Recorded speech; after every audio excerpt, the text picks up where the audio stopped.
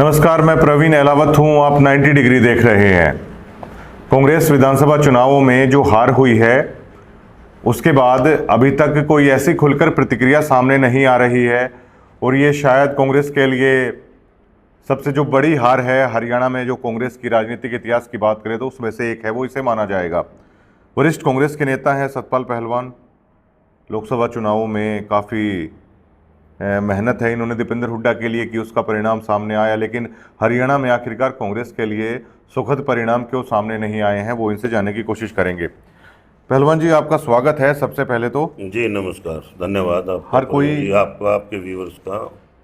हर कोई ये जानना चाहता है कि कांग्रेस की इस हार की कारण है वो क्या रहे। आप अनुभवी हैं, आप बताइए। लोकसभा चुनावों में इतनी रिकॉर्ड तोड़ जीत हुई, उससे आप भी बेहद उत्साह में थे, कार्यकर्ता भी उत्साह में था, लेकिन विधानसभा चुनाव आते आते कहा जा रहा था कि सरकार है पूर्ण बहुमत से आ रही है, रुझान भी जो कह रहे थे आ रही है, लेकिन एकदम से क्या हुआ? क्या कहेंगे इस हार को, क्या नाम देंगे? सिस्टम ही कोलैप्स हो गया।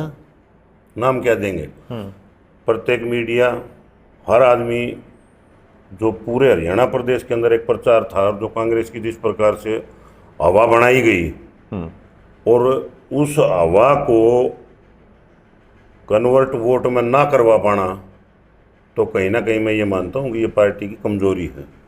क्योंकि हवा तो बनी, हवा जब प्रदेश के अंदर बनी तो फिर वोट तो बूथ तक डलनी चाहिए। और उसके अंदर मैं ये मान के चलता हूँ, जब हम छोटे थे तो हमने एक कहानी पढ़ी थी, वो कहानी आया करती कि मराठों के पतन के कारण बताओ। तो मैं तो इस बात में सबसे ज़्यादा इस बात को मान कर चलता हूँ कि पार्टी की जो आपसी खींचतान थी, जो तनाजनी थी, जिस किस्म के संदेश लोगों के बीच में जाते रहे, सबसे बड़ा कारण ये था कि आपसी फूट। दूसरा, संगठन की कमजोरी, संगठन का ना होना। संगठन था नहीं। जहाँ जहाँ जो भी विधायक थे वो केवल मात्र अपने पंच चार आदमियों को लेकर के, जो उनके निजी थे, जिनका पार्टी तो कोई लेना देना नहीं था, उनको साथ लेकर के अपना घूम रहे थे और अपना प्रचार कर रहे थे। फिर बताओ, जब संगठन आपके साथ नहीं खड़ा है तो उसमें फिर आप विजय कहाँ से होगे? मेन बात संगठन की होती है, चाहे परिवार हो, चाहे कोई धार्मिक संस्था है, चाहे कोई पॉलिटिकल संस्था है। आप संगठन का होना अति आवश्यक है। और संगठन होता तो आज हरियाणा प्रदेश के हालात कुछ अलग किस्म के होते। संगठन किसने नहीं होने दिया? फिर संगठन पार्टी शीर्ष नेतृत्व तो बता है, 10-12 साल हो गए। मैं तो कांग्रेस पार्टी में अभी 5-4 साल से शामिल हुआ था, लेकिन संगठन हमने तो संगठन ही चलाया और संगठन में हम रहे। ये बात मेरे कहने में कभी कोई अतिशोक्ति नहीं है प्रवीण जी। ये प्रदेश अध्यक्ष भी चुनाव हार जाते हैं कांग्रेस पार्टी के, तो उसका कारण क्या है? संगठन का ना होना। दूसरी बात, ओवर कॉन्फिडेंस। चौधरी भूपेंद्र सिंह हुड्डा जी, चौधरी दीपेंद्र सिंह हुड्डा जी अति आत्मविश्वास में थे। ये पता नहीं इनके जो 7 लोग थे उन्होंने इस बात में किया या किसने किया, जो सच्चाई बताने वाले आदमी थे उनकी बात तो सुनिए नहीं गई। जो साथी जा करके कोई अच्छी बात कहते थे उस बात को तो सुना ही नहीं गया। कोई उदाहरण दे सकते हैं? मैं उदाहरण दे सकता हूँ। सबसे बड़ा सीटिंग गेटिंग का फार्मूला है।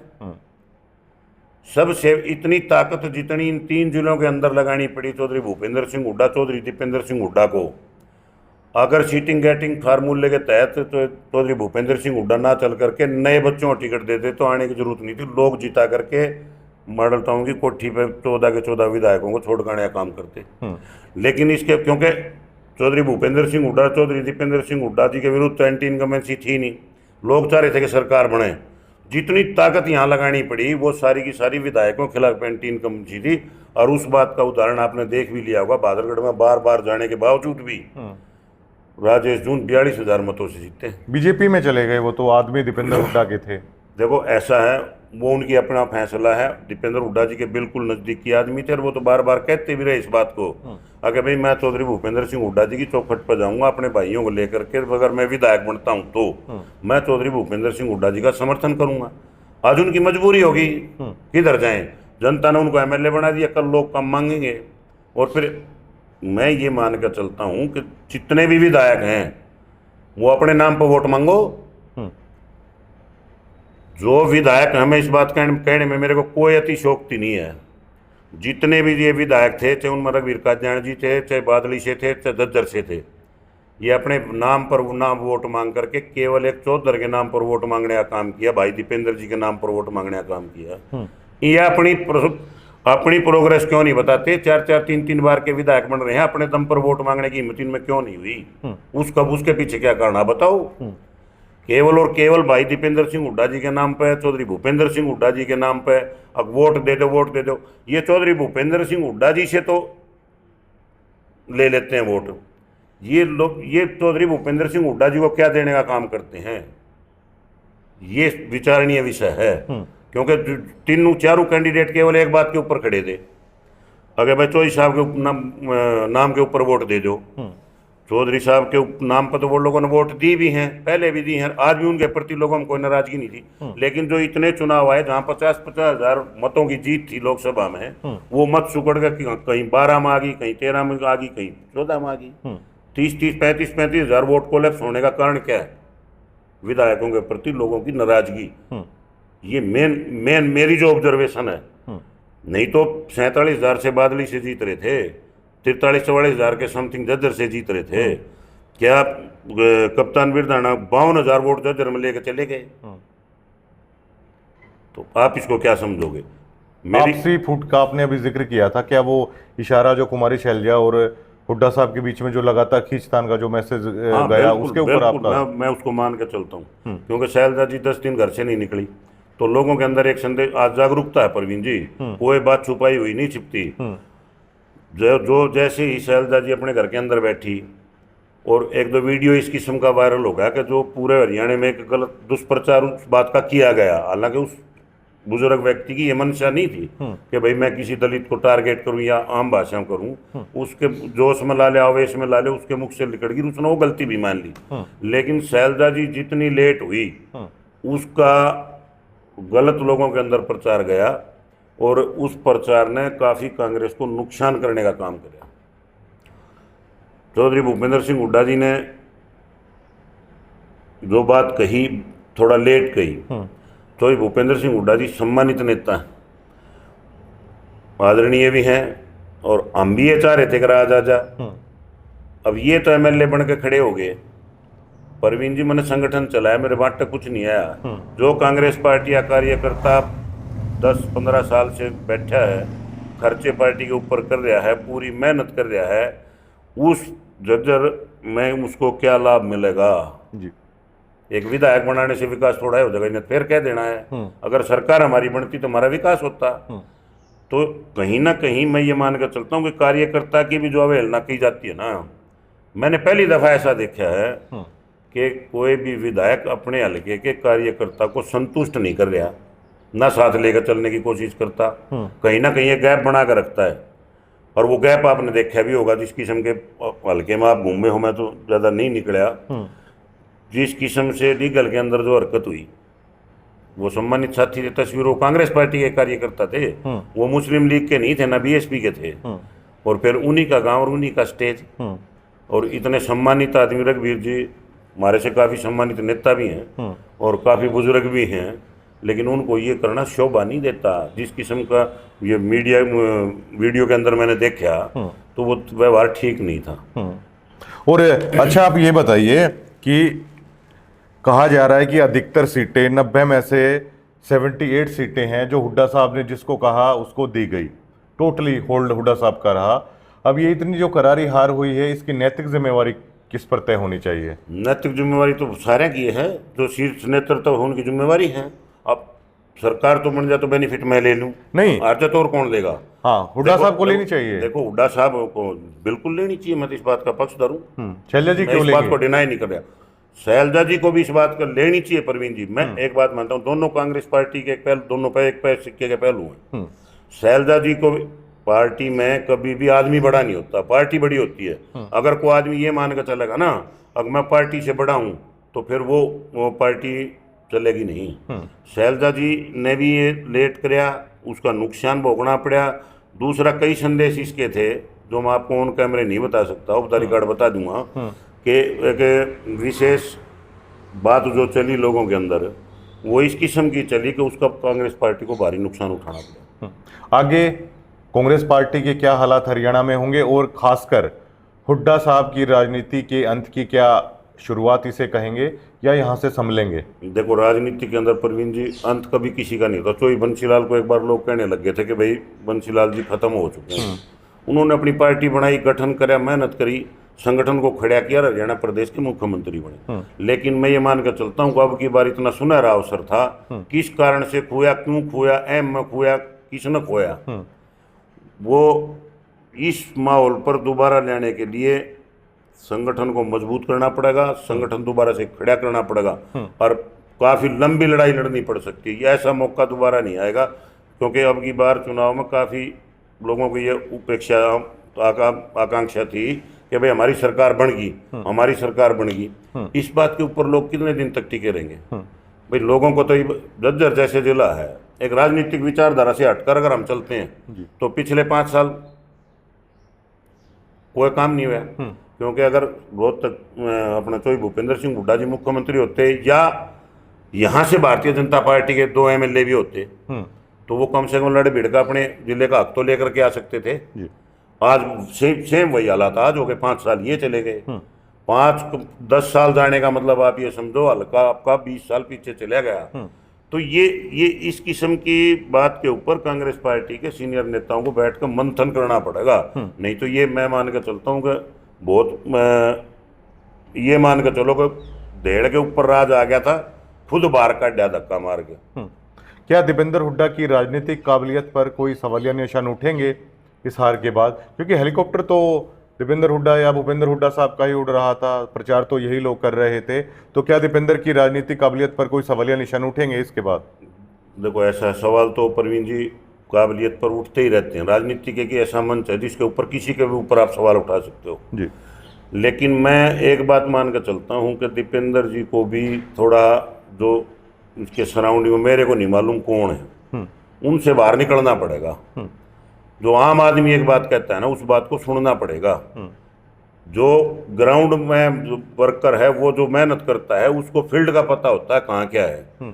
तो वो आदमी जो रिपोर्ट दे उसको स्वीकार करना पड़ेगा, उसको लागू करना पड़ेगा, कार्यकर्ता को मान सम्मान देना पड़ेगा। ये नहीं है कि भाई चलो आगे आगे आगे आगे भाई सब कुछ ठीक है। क्या राहुल गांधी की नज़रों में वही वैल्यू अब रहेगी हुड्डा साहब की या दीपेंद्र जी की? प्रवीण जी, इतना बड़ा सेटबैक लगने के बाद चाहे इसमें आप आगे, चाहे मैं आ गया, चाहे हुड्डा जी आ गए, चाहे शैलजा जी आ गए, जब पूरा देश इस बात के रूप के लगाने लग रहा था। मैं देखो इतना गहराई तक नहीं गया हूँ, मैं तो केवल दीपेंद्र भाई तक ही सीमित रहा हूँ।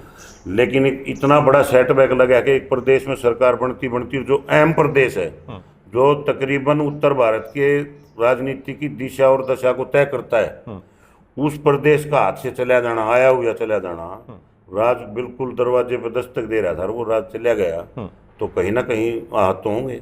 कुछ लोग आज से ही ये दावा कर रहे हैं कि अगर आगे भविष्य में रोहतक से दीपेंद्र सिंह हुड्डा लोकसभा के चुनाव में आते हैं तो लोग आज से ये दावा कर रहे हैं कि दिक्कतें हो जाएंगी, फंस जाएगा चुनाव। नहीं, वो तो देखो प्रवीण जी, ऐसा है, समय है, लेकिन कहीं ना कहीं नेगेटिविटी तो बनती है, राजनीति है।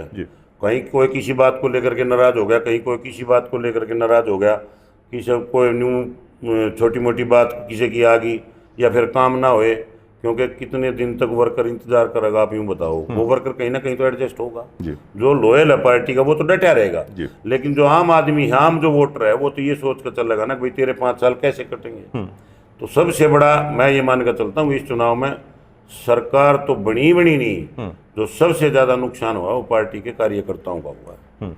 आप तो अनुभव रखते हैं अच्छा खासा राजनीति का, क्या आप क्या मानते हैं इन हालातों के बाद क्या भगदड़ मचेगी कांग्रेस का, जो पलायन होगा, क्योंकि काफी सारा पलायन इस चुनाव में है वो कांग्रेस की तरफ हुआ, क्या आप कांग्रेस में भगदड़ मचेगी वापस से बीजेपी में या अन्य पार्टियों में जाने के लिए? परवीन जी, अगर सच्ची बात पूछो ना, तो मैं जो आज की राजनीति है ना, मैं इस राजनीति को राजनीति ही नहीं मानता जी।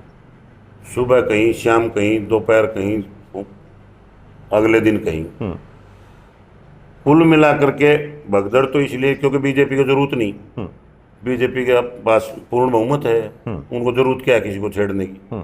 दूसरी बात, जो आपने प्रश्न किया भगदड़ मचेगी, कुछ स्वार्थी किस्म के लोग होते हैं जिनका कोई पार्टी से लेना देना नहीं है, ना किसी नेता के प्रति लगाव होता है, ना किसी और कोई लेना देना, तो वो केवल राज के पूत होते हैं।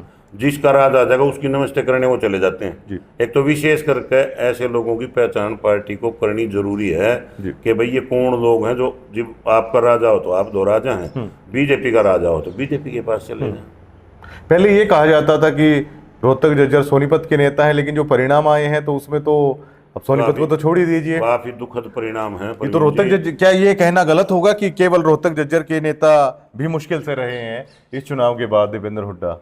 देखो ऐसा है, एक चीज में आप किसी नेता को बांध के नहीं रख सकते। नेता तो पूरे प्रदेश के ही हैं, हाँ। लेकिन जो सेटबैक लगा है ना वो काफी आघात है। सोनीपत जिला तो पूरा मोस्टली कोलैप्स कर गया। जींद पानीपत हुआ, जींद हुआ, जिस करनाल भी कोलैप्स कर गया। करनाल पानीपत को तो छोड़ दो, आप रोहतक जज्जर सोनीपत की आपने बात करी तो सोनीपत में तो एक ही सीट आई कांग्रेस पार्टी की, दूसरी तो सीटें नहीं आई। 4 की 4-5 सीट एक निर्दलीय बन गया, 4 भारतीय जनता पार्टी जीती। तो कहीं ना कहीं ये सेटबैक मैं ये मान कर चलता हूँ कांग्रेस पार्टी को भी और दीपेंद्र हुड्डा जी को भी ये नुकसान हुआ काफी भारी। क्या अपना वजूद बनाए रखने के लिए अब लगातार जूझना होगा दीपेंद्र हुड्डा को? बिल्कुल, राजनीति अगर करनी है तो संघर्ष करना पड़ेगा। संघर्ष के बगैर राज नहीं मिला करता। वो हमारे पुराने गुरुजी कहा करते, चौटाला साहब अधिकार मांगने से नहीं मिलते, अधिकार छीनने जाया करते हैं। ऐसे अगर राज बनता हो तो थाली में धर के कौन परोस देगा राज? ये राज तो आ ही रहा था। राज तो पूरा मीडिया रुक के मान ला रहा है। सट्टा बाजार भी आपने देखा होगा, सब कुछ पूरा देश का मीडिया रुक के मारा था। लेकिन कुछ साथी से भी थे जो केवल और केवल ये काम कर रहे थे। अक्षय साहब राज तो आ लिया, हकीकत से परे थे। मतलब जो सच्चाई की बात थी उसको चौधरी साहब या दीपेंद्र भाई साहब के कान्ना तक पहुंचने नहीं दिया, क्योंकि फाइट थी। और मैंने भी आपको बताया था काफी सीटों का बताया। अच्छा पहलवान जी, आपको याद होगा किरण चौधरी ने जब पार्टी छोड़ी थी तो मीडिया के सामने कहा था, मैं उनकी कही हुई हुबहू उस तरीके से ही कह रहा हूं कि बाबू बेटों ने थपकी दे देकर हर कॉन्स्टिट्यूएंसी में कुछ लोगों को तैयार कर रखा है और वो कहीं ना कहीं 2000, 4000, 5000 का है वो नुकसान करेंगे। ऐसा काफी सीटों पर है होता हुआ नजर आया। जो कांग्रेस के ही खेमे के निर्दलीय लोग हैं वो चुनाव में आए। जैसे उचाना सीट गई, अगर वीरेंद्र गोगड़िया अगर चुनाव नहीं लड़ रहे होते तो वहां से कांग्रेस पार्टी जीतती। अन्य कई सीटें ऐसी हैं जो 4 से 5 गई हैं। तो उस वक्त किरण चौधरी ने ठीक कहा था जो कहा था। देखो, राजनीति के अंदर कई दफा फैसले आपके पक्ष में भी आ जाते हैं, कई बार विपक्ष में भी चले जाते हैं। ये स्वाभाविक है। राजनीतिक प्रतिद्वंदिता जब होती है ना तो आप ये मानकर चल लो कि सीमबंदी हो जाती है एक किस्म से। परवीन भाई भी टिकट मांग रहे हैं, मैं भी मांग रहा हूँ, मेरे को टिकट नहीं मिली तो परवीन तो उसका रिएक्शन करे ही करेगा। तो ये जो ज्यादा टिकटार्थियों के दे फार्म जो नॉमिनेशन दिए गए ना, मैं ये मानता हूँ कहीं ना कहीं इनने भी नुकसान करने का काम किया। काफी कांग्रेस के बागी जो चुनाव लड़े उनने भी कहीं ना कहीं वोट काटने का काम किया है, इससे पार्टी को नुकसान हुआ।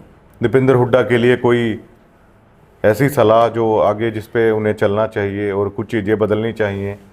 दीपेंद्र हुड्डा जी स्वयं परिपक्व नेता हैं। मेरी तो सलाह, मैं क्या सलाह दूंगा उनको, सूरज को दीवा दिखाने वाली बात है। मैं तो केवल इतना ही कह सकता हूँ कि कार्यकर्ता का मान सम्मान, कार्यकर्ता के स्वाभिमान को हमेशा जो नेता ध्यान में रखेगा वो नेता जीवन में कामयाब रहेगा। और कार्यकर्ता की अनदेखी, उसका निरादर, उसके आत्म स्वाभिमान को ठेस पहुंचाना, जो कोई भी पार्टी ले लो आप, इसमें मेरा तजुर्बा है, वो सरवाइव कर ही नहीं पाएगी। क्या इस लोकसभा चुनाव की जीत के बाद, और मैं और आप तो बल्कि आपने तो कई समाजों में, गुज्जर भाई हुए, राजपूत हुए, कई जगह जाके आपने दीपेंद्र हुड्डा के लिए प्रचार भी किया था। क्या लोकसभा, कुछ लोग कह रहे हैं कि लोकसभा की जीत के बाद कुछ दीपेंद्र हुड्डा में अहंकार, एटीट्यूड या कुछ इस तरह की बातें, क्या आपने महसूस किया पहलवान जी की लोकसभा की जीत के बाद कुछ फर्क आया दीपेंद्र हुड्डा की पहले की छवि में, बाद की छवि में? देखो प्रवीण जी, राजनीति में हालात होते हैं। जो एक्सेप्टेशन हम करके चलते हैं नेता से, कई बार वो पूरी नहीं कर पाते जी। हर आदमी की इच्छा तो परमात्मा तक भी पूरी नहीं होती जी। तो कहीं ना कहीं एटीट्यूड को थोड़ा दीपेंद्र भाई ने बदलना होगा। ये बात मेरे आगे भी कई जगह से आई है। मैं बिल्कुल इस बात को लकूंगा नहीं लोगों की तरह, क्योंकि अगर मैं लको लूँ इस बात को, अगर भाई हम ऐसे गए थे, कोठी पे ऐसे गए थे, मिलने गए थे, ये बात होगी, ऐसे ऐसे कह दिया, ऐसे एक कहा जा रहा है कि जज्जर के कुछ कार्यकर्ता गए थे, बादली के गए थे, तो उनको ये कहा था दीपेंद्र हुड्डा ने कि 10 साल और विपक्ष में कर लेंगे, ऐसे शब्द हैं वो कहे गए थे। देखो प्रवीण जी, ऐसा कहा तो वो ठीक नहीं है, लेकिन मेरे को उस बात का मालूम नहीं। वो गए, मैं उनके साथ नहीं गया। मैं तो कोठी पर ही 5 साल में केवल 2 बार गया हूँ। जी। एक बार MP के चुनाव में गया था, तब भी मैं इस बात को कह सकता हूँ ठोक के, मैंने MP साहब को कहा था, मगर जी कार्यकर्ता कहीं ना कहीं रुष्ट है, चद्दर जी लेके ला लो, मगर टोटल करना MLA और कार्यकर्ता के बीच कॉम्बिनेशन नहीं है, कहीं ना कहीं गैप है। किस कारण से मेरे को तो मालूम नहीं। एक अगर सबसे बड़ी गलती, अगर आप कहें कि ये सबसे बड़ी गलती थी, जो सिटिंग गेटिंग फॉर्मूले में चेहरे ना बदलना या कुमारी शैलजा को साथ लेकर ना चलना, दोनों में से किसे सबसे बड़ी गलती मानते हैं? देखो, राजनीति में एक गलती नहीं होती कभी। एक गलती से तो ये मान के चलो को थोड़ी बड़ी हो जाए जी। ये तो सारी ही गलती थी, जितनी भी संगठन का ना होना, पार्टी के अंदर आपसी मनमुटाव पैदा करना, और फिर वो उसको पैचअप भी किया गया तो वो ठीक तरीके से नहीं किया गया, वो जोड़ भी लगाया गया जी। तो वो जोड़ उचित नहीं लगा। हाथ तो मिल गए, हाँ, लेकिन अंतरात्मा तो नहीं मिली। अंतरात्मा जब तक नहीं मिलती, जब तक काम नहीं होता। कमान किसके हाथ में रहेगी आगे? वो देखो, हुड्डा कांग्रेस ही रहेगी और कुछ रहेगा? मैं ये कह रहा हूँ, वो इतने बड़े नेताओं का काम है, आप मेरे मुंह मगा लगा अपने शब्द ना कवाओ। मैं लेकिन ये मान कर चलता हूँ जी कि जिस किस्म का व्यवहार साहब मेरे को मैंने ऑब्जर्व किया है, मैं घना सक्रिय नहीं रहा जी। मैं भाई विधानसभा चुनाव में तो नहीं रहे, कम से कम आप विधानसभा चुनाव में तो आप नहीं रहे। मेरी मजबूरी थी, मैं इसलिए नहीं गया, मैं को बात को छुपाता थोड़ा हूँ। मेरी कोई मजबूरी थी और वो मजबूरी सब लोगों को पता था। कुछ तो बदलाव करेंगे राहुल गांधी, मानते हैं आप ऐसा? और करना होगा। देखो जी, मैं उनसे परवीन जी बदलाव करेंगे ये नहीं करेंगे, ये कांग्रेस पार्टी के कार्यकर्ताओं का। लेकिन मैं एक बात को अवश्य मान कर चलता हूँ कि जिस पार्टी का संगठन है ना जी, वो कभी भी चुनाव नहीं हारेगी। जहाँ संगठन नहीं है ना तो वो पार्टी कभी चुनाव जीतते नहीं। संगठन जहाँ होगा मजबूत। अब आप एक बात बताओ, आपको ये हल्का प्रधान बना दिया जा, आपको जिला प्रधान, आपकी लायबिलिटी फिक्स हो जाती है जी। मैंने पहली बार ऐसा देखा चुनाव में कि जो कार्यकर्ता के जी में आई तो कोई चले गया, ना आई तो किसी ने टोका भी नहीं। चाहे कितना ही बड़ा कार्यकर्ता हो, कितना ही बड़ा नेता हो, को किसी ने फोन नहीं करा किसी के पास। मतलब इतना होता है एरोगेंस आदमी में, लेकिन इतना एरोगेंस मैंने नहीं देखा कि किसी नेता ने या किसी MLA ने या किसी और ने भी किसी भी कार्यकर्ता के पास फोन करके ये नहीं कहा कि मेरी मदद कर दो जी। क्योंकि उनको तो एक बात का पता था ना, अगर भाई चोई साहब होंगे जिता ले जाएंगे। वो हमारे विधायक जो है करते एक दरिया पहले जी। वो इंडिपेंडेंट भी बने, एक बार पार्टी से भी बने, तो मैंने उनको कई दफ़ा चूट की ही मेरी निमला मैंने जरूरत के है, निमला चुटाड़ा तो मेरी इस गोज में है और बोला थारे मेरी इस गोज में है जी। मैं तो बनूंगा MLA। तो MLA तो नहीं मान के चाल लेना, चोई साहब जीता ले जाएंगे। भाई तुम चोई साहब को क्या दे रहे हो? आप एक सोचने का विषय है। चोई साहब को आपने क्या दिया? बार बार बादल गणवाना पड़ा, दीपेंद्र जी को भी, चोई भूपेंद्र जी को भी, गांव बार गांव बार के नेता बन के रहे वहाँ मतलब कितनी मेहनत करनी पड़ी।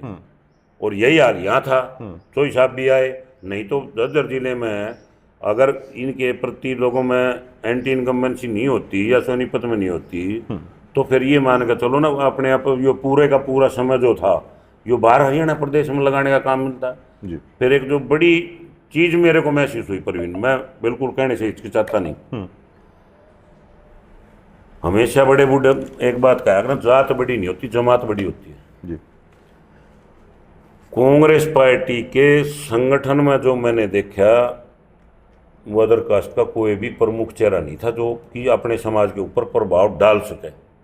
ये सबसे बड़ी कमी थी। हुड्डा ही कांग्रेस थी मतलब? हाँ, मतलब वो जो आप चाहो कह सको उसको, मेरे मुंह तो ना कहो, लेकिन सवाल इस बात का था कि अब किसी भी अदर कम्युनिटी का ऐसा आदमी नहीं था। एक केवल शैलजा जी थी, वो इनकी रूसा में नहीं चला गई। दूसरा तो कोई प्रदेश में ऐसा चेहरा था ही नहीं ना जिसका असर हो। बहुत बहुत शुक्रिया पहलवान जी तमाम बातचीत के लिए। Thank you. सतपाल पहलवान थे। और देखिए कि चर्चा चल रही है, इस हार पर गहन चिंतन मंथन है वो चल रहा है, लेकिन पहलवान जी हैं इस मुद्दे पर बात करने के लिए हैं वो तैयार हुए, क्योंकि इस हार के बाद अगर कांग्रेस की अगर आप हालत देखेंगे, उनके नेताओं की अगर आप हालत देखेंगे तो मतलब पूरी तरीके से उनमें निराशा छाई हुई है। सतपाल पहलवान जी जैसे लोग हैं जो खुलकर हैं उस चीज़ को स्वीकार कर लेते हैं, खुलकर उन कमियों को बता देते हैं कि हमें ये लगता है कि ये कमियां रही हैं। और बहुत सारी बातें हैं पहलवान जी ने बताई हैं कि संगठन का ना होना, जन भावनाएं जो थी कि जो सिटिंग विधायक हैं, जनता चाहती थी काफ़ी कुछ है उनमें से चेंज है वो होना चाहिए, और आंकड़े भी हूबहू वही कह रहे हैं। 19 नए चेहरे जीते हैं, जबकि 16 जो सिटिंग गेटिंग में जिनको टिकट दी गई थी 16 चेहरे हैं वो हार गए। वो बात भी बिल्कुल करेक्ट है, वो होती हुई नज़र आती है, और जन भावनाओं का आदर सम्मान है वो करना चाहिए। अब ऐसे में कई सवाल ये भी उठते हैं, और एक आखिर में जो पहलवान जी ने ये बताया कि ऐसा महसूस हुआ जैसे जात नहीं बल्कि जमात बड़ी होती है, कि कांग्रेस के पास जैसे अकाल सा पड़ गया है। अन्य बिरादरियों के नेता अगर प्रचार करते तो उस तरीके से नहीं हुआ, जैसे हम कह रहे थे कि केवल 2 लोगों के ही हेलीकॉप्टर हैं वो उड़ रहे हैं पूरे हरियाणा में, जबकि चमन कभी एक तरह के फूलों से नहीं खिलता है, हर तरह के फूल हैं उस बगिया में हैं वो होते हैं। तो अब सवाल ये भी खड़ा होता है, क्या उतना ही मजबूत कद है वो रह पाएगा जैसे पहले होता था राहुल गांधी आला कमान के सामने हुड्डा साहब का, और अब दीपेंद्र सिंह हुड्डा के सामने आगे राजनीति करने के लिए, उसी वर्चस्व को बनाए रखने के लिए कौन कौन सी चुनौतियां हैं, उस पर पहलवान जी से हैं खुलकर हमने बात की है। धन्यवाद।